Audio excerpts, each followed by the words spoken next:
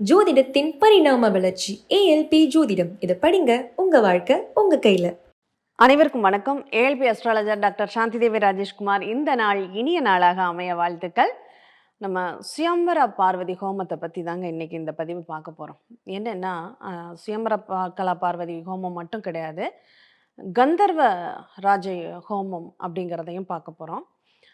இது வந்து திருமணத்தில் நிறைய இன்னைக்கு மக்கள் சந்திக்கக்கூடிய பிரச்சனைகள் என்ன அப்படின்னா, திருமண கால தாமதம் அப்படிங்கிறது தான்.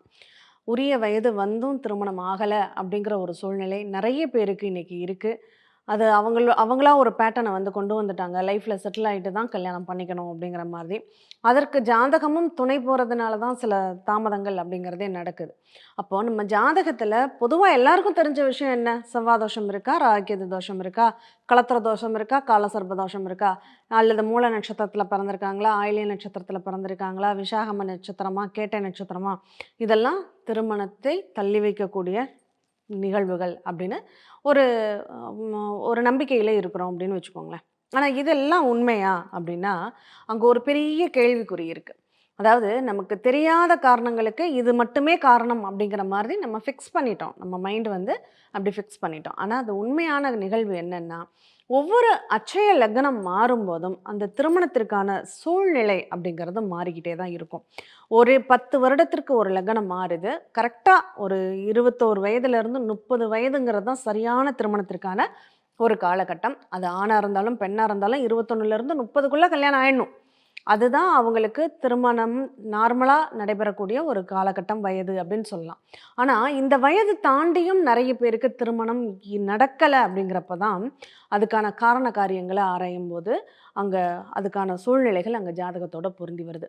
சரி, சூழ்நிலைகள் என்ன வேணாலும் இருக்கட்டும், ஜாதகத்தில் என்ன நிகழ்வுகள் வேணாலும் இருக்கட்டும், ஒரு அட்சய லக்னத்திற்கு 7ஆம் பாவகத்தின் அதிபதி நல்ல இடத்தில் அமையப்பெறவில்லை அப்படின்னா கல்யாணம் ஆகிறதுலையும் பிரச்சனை இருக்கும், கல்யாணம் ஆனாலும் பிரச்சனை இருக்கும்.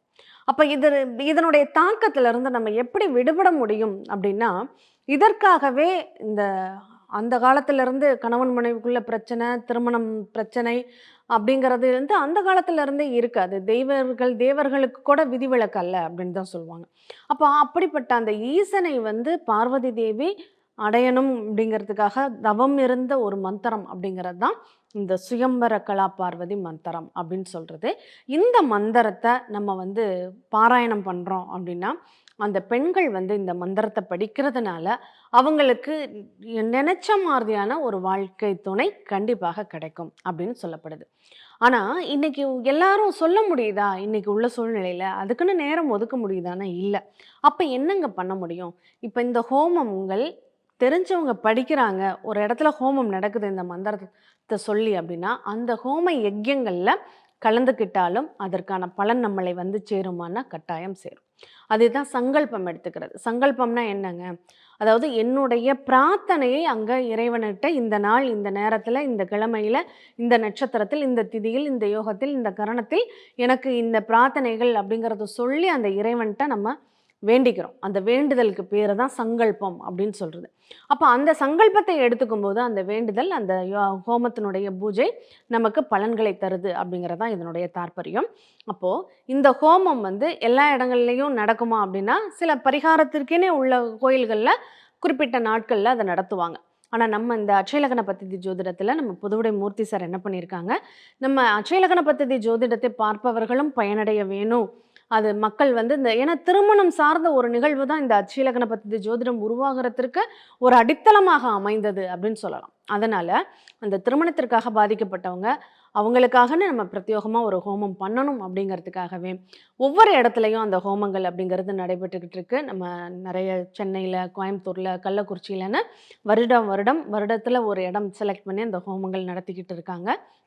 அதில் இந்த 2024 டிசம்பர் மாதம் 22ஆம் தேதி அன்று கோயம்புத்தூரில் அவினாசி சாலையில் உள்ள சுகுணா திருமண மண்டபத்தில் உங்களுக்கு இந்த சுயம்பர கலா பார்வதி ஹோமம் அப்படிங்கிறது நடக்க இருக்கு. அதோட கந்தர்வ ராஜ ஹோமம் அப்படிங்கிறது, இந்த கந்தர்வ ராஜ ஹோமம்ங்கிறது என்னங்க, ஆண்களுக்கு விரைவில் திருமணம் ஏற்படுவதற்கு சொல்லக்கூடிய ஒரு மந்திரம் அப்படின்னு சொல்லலாம்.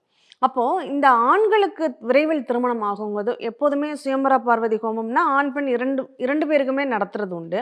ஆனா இங்க ஆண்களுக்கும் பெண்களுக்கும் தனித்தனியாக இந்த சுயம்பர ஹோமமும் இந்த கந்தர்வ ஹோமமும் இணைந்து பண்றாங்க. அது ரொம்ப விசேஷம். இந்த ஆண்களுக்கு அப்படிங்கிறப்போ இன்னைக்கு இந்த காலம் கடந்து 40 வயசு ஆகியும் திருமணம் அப்படிங்கிறது வாழ்க்கை சிறப்பாக இல்ல, அமையல, அமைஞ்சாலும் அந்த வாழ்க்கையில பிரச்சனைகள் இருக்கு. சரி, திருமணம் ஆகாதவங்க மட்டும் தான் இந்த ஹோமத்துல கலந்துக்கணுமா? கிடையாதுங்க. குடும்ப வாழ்க்கையில ஒற்றுமை இல்ல. கணவன் மனைவிக்குள்ள ஒரு புரிதலற்ற ஒரு தன்மை இருக்கு. ஒரு சிநேக பாவம் இல்ல. ஒரு அந்யோன்யம் இல்ல அப்படிங்கிறவங்களும் இந்த ஹோமத்துல கலந்துக்கலாமா? நிச்சயமாக கலந்துக்கலாம். வாய்ப்பு இருக்கிறவங்க இத பயன்படுத்திக்கோங்க. ஏன்னா இந்த காலகட்டங்கள் அடுத்தடுத்து குரு பயிற்சி, சனி பயிற்சி, ராகுகேது பயிற்சிகள்லாம் 2025ல நடக்க இருக்கு. இந்த ஹோமத்துல கலந்துக்கிட்டீங்கன்னா, அந்த பயிற்சிகள் கூட உங்க வாழ்க்கையில ஒரு நல்ல ஒரு சூழ்நிலைகளை அமைச்சு கொடுக்கக்கூடிய ஒரு யோகத்தை கொடுத்துடும். அதனால இந்த ஹோமத்துல கலந்துக்கிறவங்களுக்கு ஒரு சிறப்பாக புதுவுடை மூர்த்தி சார் என்ன பண்றாங்கன்னா, இதுல சங்கல்பம் எடுத்துக்கிறவங்க, அவங்க ஜாதகத்த பார்த்துட்டு, அவங்க ஜாதகத்துல எந்த மாதிரியான வாழ்க்கை துணை அமையும் அப்படிங்கிறத நம்ம தேர்ந்த ஏஎல்பி ஜோதிடர்கள் அங்க உங்களுக்காக இலவசமாக அந்த பலன்களையும் சொல்ல இருக்காங்க. இந்த வாய்ப்பை தவற விடாமல் பயன்படுத்திக்கோங்க. மீண்டும் எந்த இடம்னு சொல்றேன், குறிச்சு வச்சுக்கோங்க. இந்த டிஸ்கிரிப்ஷனுக்கு கீழேயே அந்த கான்டாக்ட் நம்பர் அப்படிங்கிறத குடுப்பாங்க. நீங்க அந்த நம்பருக்கு கான்டாக்ட் பண்ணி கேட்டுக்கலாம். ஆ கோயமுத்தூர் அவினாசி சாலையில சுகுணா திருமண மண்டபத்துல அன்னைக்கு காலையிலேருந்து சாயந்தரம் வரையுமே ப்ரோக்ராம் இருக்கும்.